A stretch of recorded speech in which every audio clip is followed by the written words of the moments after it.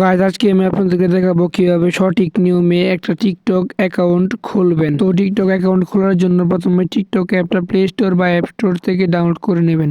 দেন TikTok app open করুন। তারপর TikTok app open করার সাথে সাথে এরকম আসবে। তারপর এখান থেকে অনেকগুলো অপশন আছে, আপনারা চাইলে এগুলো সিলেক্ট করতে পারেন। আমি স্কিপ করব, তার জন্য নিচে লেখা স্কিপ এখানে ক্লিক করুন। দেন এখানে দেখতে পাচ্ছেন লেখা প্রোফাইল, এখানে ক্লিক করুন।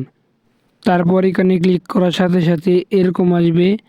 দেন এখানে নিচে দেখতে পাচ্ছেন লেখা সাইন আপ, এখানে ক্লিক করুন। তারপর এখানে ক্লিক করার সাথে সাথে এরকম আসবে। দেন আপনারা দেখতে পাচ্ছেন এখানে তিনটা অপশন আছে, আপনি যে কোনো একটা দিয়ে চাইলে আপনার টিকটক আইডি খুলতে পারেন। আমি গুগল আইডি দিয়ে খুলবো, তার জন্য নিচে লেখা কন্টিনিউ উইথ গুগল, এখানে ক্লিক করুন। দেন এখানে ক্লিক করার সাথে সাথে আপনাকে আপনার জিমেল অ্যাকাউন্ট সিলেক্ট করার জন্য বলবে। তারপর সিলেক্ট করা হয়ে গেলে কিছুক্ষণ সময় নেবে। দেন এখানে আপনার জন্ম তারিখ দিয়ে দিন। দেন জন্ম তারিখ দেওয়া হয়ে গেলে নেক্সটে ক্লিক করুন।